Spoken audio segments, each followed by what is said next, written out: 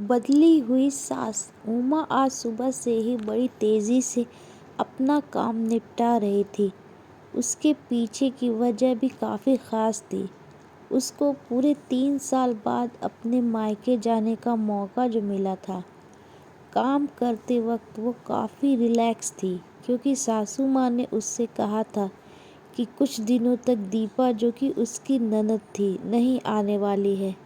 उसकी ये एक ननद 100 के बराबर थी।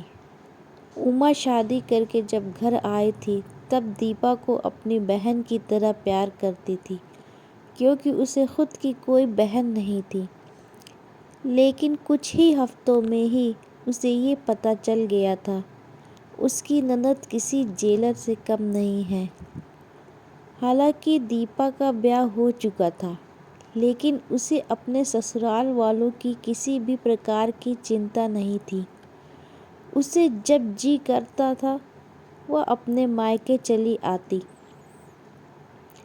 और मायके वालों पर अपना हुक्म चलाते, ख़ासकर अपनी भाभी पर। वही डिसाइड करती थी वहाँ पर क्या खाना पकेगा, कोई घूमने जाएगा कि नहीं, या जाएगा तो कहाँ जाएगा। दीपा ही थी जो हर बार उमा को किसी न किसी बहाने से अपने मायके जाने से रोक लेती थी। लेकिन आज का दिन कुछ अलग था क्योंकि माँ के कहने पर दीपा के पति ने उसके मायके जाने का इंतज़ाम कर दिया था। ट्रेन की भी टिकट बुक हो चुकी थी। सारा काम ख़त्म करने के बाद उमा अपने पति के साथ अपना सामान लेकर घर के बाहर निकले ही थे कि सामने से दीपा आती हुई दिखाई दी। दीपा जिसके मुंह पर बड़ी सी स्माइल और आंखों में चमक थी, वहीं दूसरी तरफ उमा की आंखों में उसको देखकर पानी आ गया था जो बस आंसू के रूप में छलकना बाकी था। भैया भाभी के पास आकर दीपा ने कहा, क्यों भैया, कहाँ चले अपनी पत्नी के साथ? सैर सपाटा करने के लिए? अपनी बहन को भूल गए क्या? दीपक ने कहा, कहीं सैर सपाटा करने नहीं, तुम्हारी भाभी को मायके छोड़ने जा रहा हूँ। अच्छा, मैं आई और भाभी जाएगी? क्या आपकी पत्नी को मेरा आना पसंद नहीं है? दीपा ने भाई भाभी को टॉन्ट मारते हुए कहा। मन में उदासी और आंखों में नमी लिए उमा पलटकर घर के अंदर जाने लगी क्योंकि उसने मान लिया था कि इस बार भी दीपा की वजह से उसके मायके जाना कैंसिल हो जाएगा। लेकिन तभी सामने से उसकी सास की और बोली, तुम दोनों अभी तक रेलवे स्टेशन नहीं गए? क्या गाड़ी के पीछे दौड़ते हुए जाओगे? दीपा बीच में टपकते हुए बोली, ये क्या कह रही हो माँ? मैं आई हूँ और आप भाभी को मायके भेज रही हो? क्या अब आपको मैं इतनी खटकने लगी हूँ? माँ ने दीपा को डांटते हुए कहा, तेरा क्या है बेटा, तेरे लिए ये मायका थोड़ी ही है। यह तो तेरे लिए एक प्रवास स्थल है जहाँ तू जब जी चाहे, जब अपने ससुराल में बोरियत महसूस करे आ जाती है। लेकिन वो बेचारी तो ऐसा नहीं करती, बल्कि वह तो जब जाना चाहिए तब भी अपने मायके नहीं जाती। इसलिए उसका अभी मायके जाना बहुत ज़रूरी है। मैं तेरे या मेरे या किसी और की वजह से उसका इस बार मायके जाना बिल्कुल रद्द नहीं होने दूंगी। पहले ये बता, तू तो कुछ दिनों के लिए नहीं आने वाली थी ना? फिर कैसे आ गई? मैंने तो ऐसे ही कह दिया था।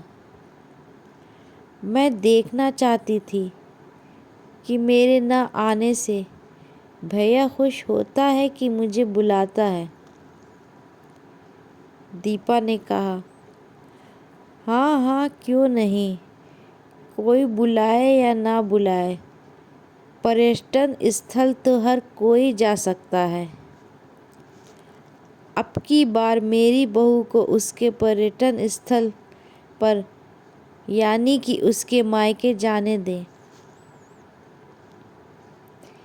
बेचारी ने सिर्फ अपने भाई की शादी देखी है और अब तो उसके भाई को बच्चा भी हो गया है।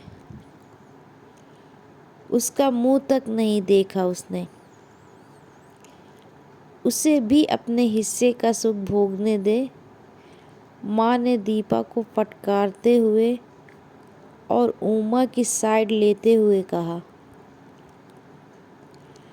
अपनी सास के मुंह से अपने लिए ऐसे शब्द सुनकर उमा की आंखें छलक गईं। उसने अपने सास को गले से लगा लिया। सास ने कहा, बहुत हो गया प्यार, जल्दी जाओ वरना ट्रेन छूट जाएगी। अपनी माँ का बदला हुआ रूप देखकर दीपा बहुत हैरान थी।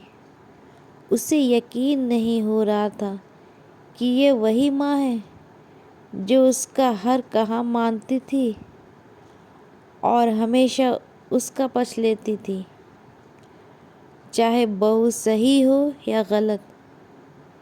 वही माँ अपने मन में अपनी उस दोस्त को धन्यवाद दे रही थी जो कुछ दिनों पहले उसके घर आई थी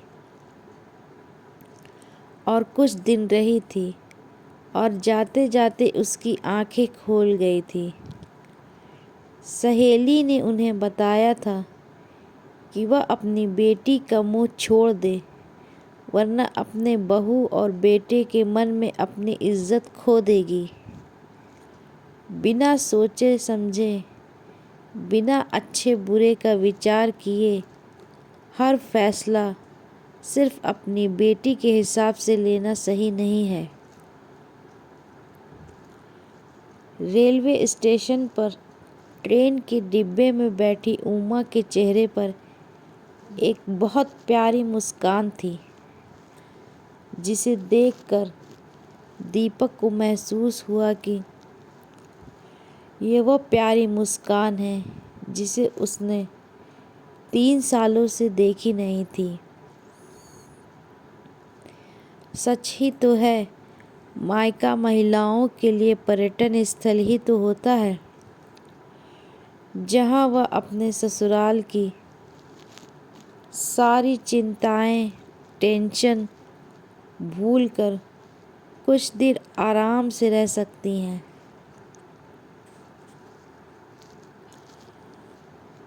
दोस्तों, अगर कहानी पसंद आए तो चैनल को सब्सक्राइब ज़रूर से करें और वीडियो को लाइक करें।